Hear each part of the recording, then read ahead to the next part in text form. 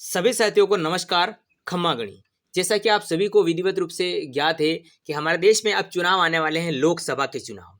कौन से साथियों? लोकसभा के चुनाव। और उस चुनाव के चलते देश में जो है आचार संहिता लागू हो चुकी है। आचार संहिता, आदर्श आचार संहिता लागू हो चुकी है कल से। अब आचार संहिता क्या होती है, इसका क्या मतलब है, क्या महत्व है, ये तो आप स्वयं जानते होंगे। नहीं भी जानते हैं तो भी कोई बात नहीं, लेकिन हम बात करेंगे कि दिव्यांग और आचार संहिता का प्रभाव। कहने का मतलब ये है कि दिव्यांग भाई बहन जो है हमारे, उन पर आचार संहिता का क्या प्रभाव बनने वाला है। ठीक है ना। मैं दूसरों की बात नहीं करूंगा, अन्य लोगों की बात नहीं करूंगा, केवल और केवल दिव्यांग भाइयों की बात करूंगा। दिव्यांग योजनाओं पर क्या पड़ेगा इसका प्रभाव, या क्या रहेगा इसका असर दिव्यांग योजनाओं पर, जो आगामी 2, 4, 5, 6, 8 महीनों में आने वाली है, उस पर क्या प्रभाव पड़ने वाला है।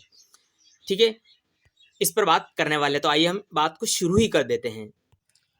देखिए साथियों, आचार संहिता का जो प्रभाव होता है, अगर हम बात करें कि भाई आचार संहिता का जो प्रभाव होता है, वो जो आम आदमी होते हैं उससे भी उन पर जो है आचार संहिता का कोई प्रभाव नहीं पड़ता। जो आम जनता होती है, नॉर्मल जो जनता होती है, उन पर तो कोई प्रभाव पड़ता नहीं है। क्या भाई हम गेहूं नहीं काट सकते हैं, क्या हम मक्की नहीं काट सकते?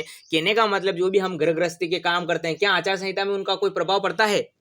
अभी सब लोग गेहूं काट रहे हैं, मतलब होली के आसपास सब गेहूं खेती का काम करते हैं, अभी सब कर रहे हैं किसानी लोग। क्या उन पर कोई प्रभाव पड़ रहा है आचार संहिता का? नहीं पड़ रहा साहब, बिल्कुल नहीं पड़ रहा। बस वैसे ही दिव्यांगों का रहने वाला है। दिव्यांगों पर भी जो है कोई प्रभाव आपका नहीं पड़ने वाला है। लेकिन लेकिन लेकिन लेकिन योजनाओं की बात करें हम कि भाई योजनाओं का कैसा क्या है, तो पहले मैं बात बता दूं आपको कि दिव्यांगों के लिए क्या क्या चीजें रहती है। वैसे देखिए, सबसे पहले अगर आपकी कोई चीज आती है सामने निकल कर, वो आती है पेंशन को लेकर। ठीक है, सबसे पहले अगर हम पेंशन की बात करें तो देखिए, पेंशन की बढ़ोतरी तो नहीं होगी। क्यों नहीं होगी, ये भी मैं अभी आपको बताऊंगा क्यों नहीं होगी। पेंशन आपकी आएगी जरूर, टाइम से नहीं आ रही, पहले ही नहीं आ रही थी तो वो एक अलग बात है। लेकिन अभी 7 तारीख को आई थी, 12 तारीख को भी आई थी, तो ये भी अगले महीने की 7, 12 तारीख को। कहने का मतलब 3 महीने आचार संहिता रहेगी जून तक।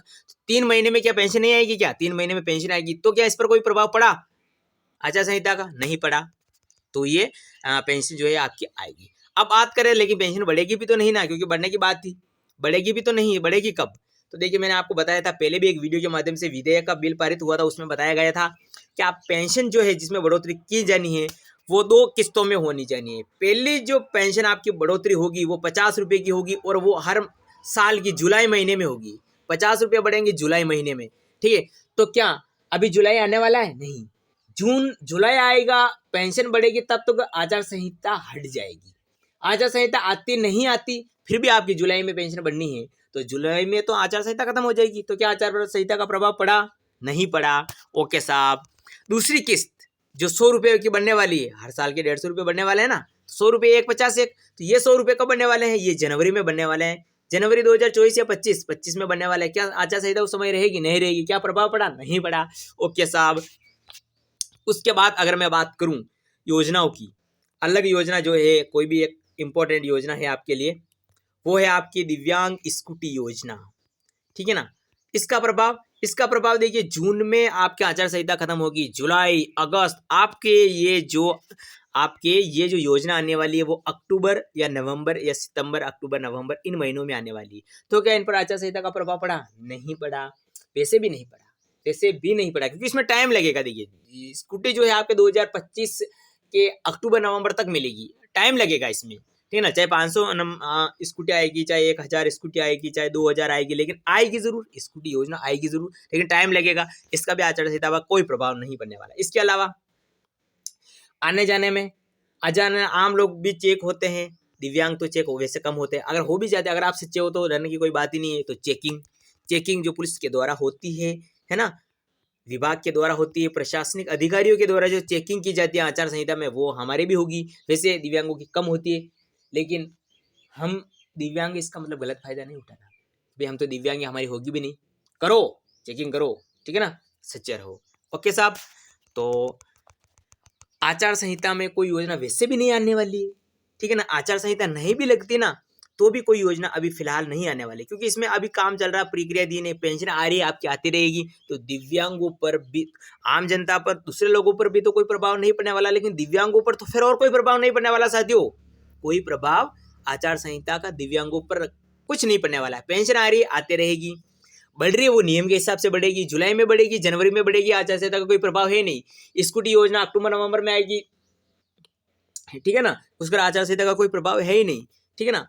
तो नॉर्मल ये बात है, इसमें कोई प्रभाव वाली, इसमें कोई परेशानी वाली बिल्कुल बात नहीं है। दिव्यांगों पर कोई प्रभाव नहीं है, कोई घबराने वाली बात नहीं है। दिव्यांग आपकी योजना बहुत सारी आ रही है, तो वो आती आएगी टाइम से टाइम, उसके हिसाब से आएगी। वो वैसे भी है, आचार संहिता का प्रभाव नहीं पड़ने वाला। लेकिन आई बात समझ में?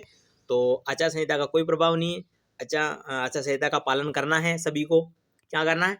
प्रशासनिक अधिकारी जो होते हैं, हमारे प्रशासनिक व्यवस्था है, उसका बेझिझक पालना हमें करनी है, होशियारी नहीं लगानी हमें, है ना।